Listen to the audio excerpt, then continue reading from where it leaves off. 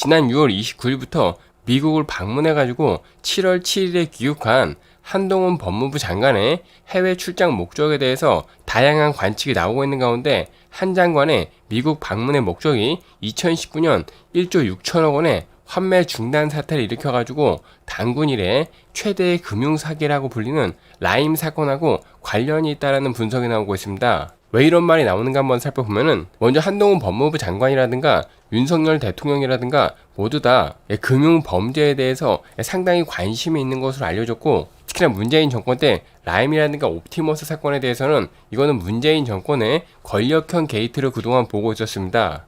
그리고 실제로 현 정권에서는 과거에 추미애가 법무부 장관으로 취임을 하자마자 증권범죄 합수단을 해체한 것이 라임이라든가 옵티머스 사건하고 관련이 있는 것으로 보고 있고, 이 때문에 한동훈 장관은 취임식 당일에 문재인 정권에서 폐지시켰던 금융증권범죄 합수단을 다시 출범을 시켰는데요.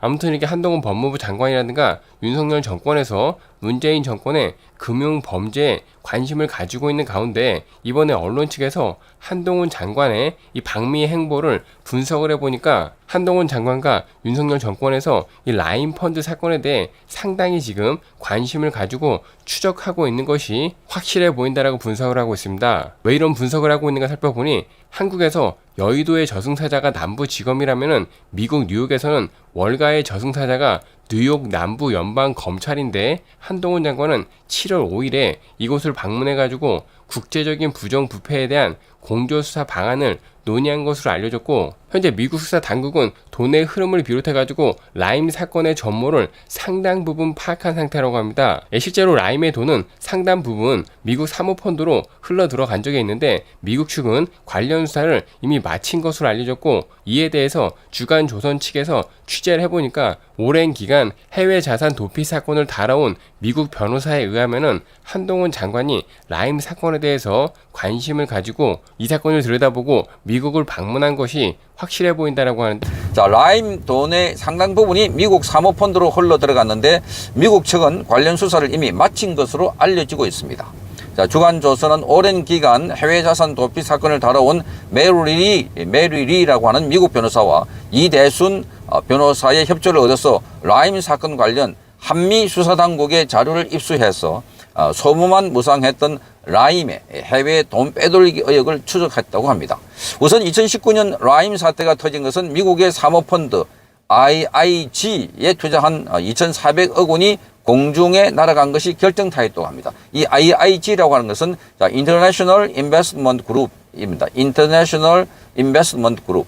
여기에 투자한 2,400억 원이 공중에 날아간 것이 결정타였다, 이렇게 말합니다. 자, 2019년 11월 미국 정권관리위원회 SEC입니다. 정권관리위원회 SEC는 정권 사기 혐의로 IIG 등록을 취소하고 펀드 자산을 동결시켰습니다. 환매 중단 사태가 터지기 전에 라임의 수탁권은 총 4조 5천억 원대였습니다. 라임은 해외 투자용 펀드 2개와 국내 투자용 펀드 이 2개의 투자금을 비슷하게 나눠서 투자를 했습니다. 그 중에 해외 무역금융 채권에 투자한 무역금융펀드는 펀드 자산 약 6천억 원 가운데 40%에 해당하는 2,400억 원을 IIG에 투자했습니다. IIG에. 그런데 라임이 이 IIG가 무역펀드라면 이 2,400원을 투자한 것 자체가 말이 안 된다는 평가가 나왔습니다. 라임 무역펀드란 해외 무역 거래에서 발생하는 선결제 또 운임, 원자재 구매 비용 등의 단기 자금을 빌려주고 이자 수입을 올리는 펀드입니다. 이대순 변호사는 무역펀드라고 하는데 쉽게 설명해서 고금리 사채놀이를 한 것이다, 이렇게 지적을 하고 있습니다. 자, 그러면서 정상적인 무역펀드가 되려면 은행이 지급을 약속한 신용장을 담보로 잡고 돈을 빌려줘야 하는데 횟수가 전혀 안 된 것을 보니까 금융회사 어디도 원금 보장을 하지 않았다. 따라서 정상적으로 리스크 평가를 하면 돈을 보낼 수 없는 펀드였다, 이렇게 지적을 하고 있습니다. 자, IIG는 원래 남미 커피 농장이나 수산물 등에도 투자를 해왔는데 이건 역시 이상하다는 지적도 나옵니다. 메리 미국 변호사는 해외 농산물에 투자한다면 실제 농사를 짓는지 현지에 가봐야 알 수가 있는 것이라고 말하면서 농사를 짓지 않고도 얼마든지 돈을 빼돌릴 수가 있어서 해외 펀드의 사기 수법에 많이 이용되고 있다, 이렇게 말합니다. 이렇듯 누가 봐도 말이 안 되는 투자였으니까 결국 라임 돈 2,400억 원이 미국으로 넘어갔다는 겁니다. 2019년 11월 달에 미국 SEC가 사기 혐의로, 그러니까 미국 정권위원회가 사기 혐의로 IIG를 기소한 내용을 보면 충격적입니다. 이미 2007년부터 IIG는 깡통이었고 돌려막기를 통해서 근근히 버티고 있었다 하는 겁니다. 이런 상황에서 라임이 거의 마지막 투자자로 2,400억 원을 집어넣은 겁니다. 그러니까 2억 달러 미화로. 재판 결과 IIG 경영진은 구속되고 남은 돈 중에 3,523만 달러는 미국 정부가 추징금으로, 그리고 2,400만 달러는 경영진과 변호사 비용으로 처리하라는 결론이 나왔습니다. 자, 미국에서조차 피해자들에게 돌아갈 돈이 없었던 것입니다. 이에 대해서 이대순 변호사는 미국의 사기범들은 마지막 순간에 돈을 해외로 빼돌리고 몇 년의 감옥행을 선택하는 경우가 많다, 이렇게 지적을 했습니다.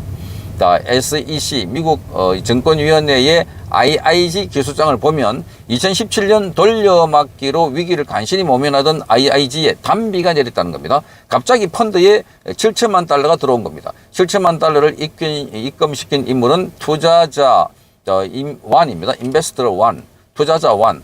이 인물은 2017년 1억 3천만 달러를 추가로 집어넣습니다. 총 2억 달러를 IIG에 입금시키는데, 자, 라임이 IIG에 집어넣는 돈의 액수와 입금 시점이 일치합니다. 결국 미국 측의 기소장에 등장하는 투자자 완이 이 라임일 가능성이 크다는 겁니다. 라임.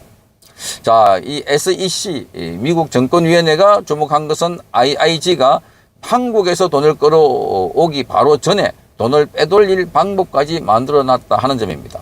라임이 돈을 집어넣기 바로 직전에 IIG는 파나마 론이라는 상품을 만듭니다.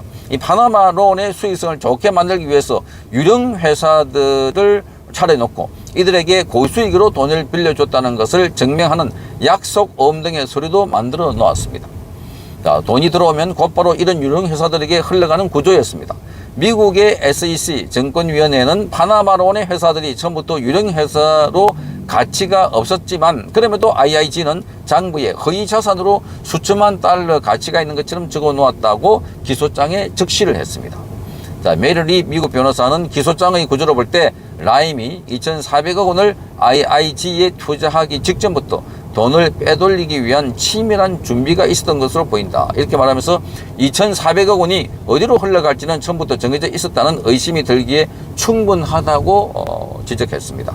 자, 돈을 빼돌릴 방법을 미리 만들어 놓았다는 것은 앞으로 한국에서 2,400억 원이 확실히 들어온다는 것을 알았기 때문으로 봐야 한다는 겁니다. 돈을 한국에서 가져오고 그 돈을 빼돌릴 계획에 참여한 것으로 의심이 되는 인물은 기소장에는 비실명으로 등장하는 직원 완이었습니다. 인플로이 완, 이렇게 되어 있습니다. 자, 기소장을 보면 돈을 빼돌리기 위한 유령 회사를 만드는데도 직원 완이 등장합니다. 큰 도움을 줬다는 겁니다. 직원 완에 주목해야 하는 이유는 이 직원의 변호사가 법원에 제출한 요청서를 분석해 보면 알 수가 있는 겁니다. 이 내용을 보면 직원 완은 이미 수사에 협조했으니까 신변 보호를 위해서 비공개 재판과 자료 등에서 신분이 노출될 수 있는 부분은 공개하지 말아달라는 요구를 합니다. 메리리 변호사는 신원을 보고해달라는 직원 완의 요구가 받아들여진 것으로 보아서 수사에 적극 협조하고 형을 감경받은 것으로 보인다, 이렇게 말했습니다. 직원 완이 사기 펀드의 구조와 들어온 돈이 어디로 흘러갔는지를 정언했을 가능성이 크다는 겁니다. 결국 미국 사법당국은 직원 완 등의 도움으로 사건의 실체를 모두 파악했을 가능성이 크고, 이에 따라 미국 수사당국의 기록이 한국 측에 넘어오면 2,400억 원이 어디로 흘러갔는지가 밝혀질 것으로 보입니다. 자, 나아가서 라임으로부터 투자금을 받아낸 직원 완이 한국계 외국인이라는 즉 검은머리 외국인일 가능성도 있다는 겁니다. 자, 통상 미국은 해외에서 투자를 받을 경우 그 나라 언어와 문화에 능통한 금융 전문가를 고용하는 경우가 많습니다. 그 나라에 적합한 투자 상품을 만들고 현지 인맥을 이용해서 자금을 끌어오기 유리하기 때문입니다. 앞으로 라임 사건을 다루는 한국 수사당국이 미국 측에 요청해서 해야 할 자료에 대해서 메리리 변호사는 IIG의 한국과의 관계, 자금 흐름, 또 IIG의 한국 투자에 관한 정보, 인물 정보, 그리고 그들의 현재 위치가 받은 보수 등을 요청해서 받아내야 한다, 이렇게 조언을 하고 있습니다. 다만 미국으로 빼돌린 돈을 미국 법에 근거해서 다시 찾아오는 것은 그렇게 쉽지 않아 보입니다. 메리리 변호사는 한국 피해자들은 라임 펀드 상품에 투자했고 라임은 그 일부를 IIG의 상품에 투자했다. 그렇게 보고 그래서 IIG가 거짓으로 투자를 유치했다면 라임이 IIG를 고소해야지 개개인 투자자들은 IIG를 고소할 자격이 없다라고 했습니다. 더욱이 라임 경영진은 2019년 환매 중단 사태가 벌어지기 직전에 자신들이 투자한 IIG 부실 펀드를 싱가포르에 있는 금융사에 넘기고 다른 펀드로 바꿔치기 했는데 그 역시 깡통에서 결국 2,400억 원은 공중으로 사라졌다는 겁니다. 싱가포르는 해외 자산 도피처로 유명한 곳입니다. 라임 경영진은 펀드 돌려막기로 증거를 없애면서 막판에 고객 돈을 지키기 위해서 무엇인가를 했다는 근거를 남겨서 형량을 줄이려는 시도를 한 것으로 보입니다.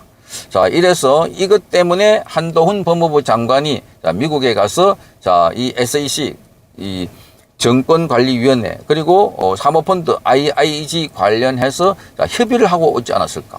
그래서 이거는 사실상 이 관계기관에서 귀뜸을 해줬기 때문에 이 정도의 취재가 됐다라고 보고 있고, 또 언론계 일각에서는 이 정도로 특정 사건에 대해서 자세하게 보도가 나오고 있는 것은 곧 수사기관이 해당 사건 관련해가지고 수사가 들어갈 것이라는 예고편이나 다름이 없기 때문에 라임 펀드 관련해서도 조만간 시끄러워지지 않을까 예상을 하고 있습니다. 아무튼 문재인 정권 때부터 그리고 윤석열 정권에서 이 라임이라든가 옵티머스 사건 같은 경우에는 문재인 정권의 인사들이 얽혀져 있는 대형 금융 비리 사건으로 지금 보고 있는 상황이고, 실제로 과거에 검찰 측에서 라임이라든가 옵티머스 사건 관련해가지고 수사가 들어가니까 추미애가 법무부 장관이 되자마자 해당 수사기관을 날려버림으로써 수사를 무력화시켰다라는 말이 나오고 있습니다. 아무튼 해당 사건 같은 경우에는 환매 중단 사태로 투자자들에게 2,500억 원 정도의 손해를 입혔는데도 무려 3년 동안 수사가 제대로 이루어지지 않은 상태이니 상식적으로 말이 안 되고, 윤석열 정권이라든가 한동훈 장관 측에서 문재인 정권에서 벌어진 금융 비리 사건에 대해서 수사 의지가 강한 만큼 이번 기회에 문 정권에서 벌어진 각종 금융 비리 사건의 의혹의 진상을 모두 밝혀야 할 것입니다. 이번 소식은 여기까지 하겠고요. 여러분의 의견 어떠신가요?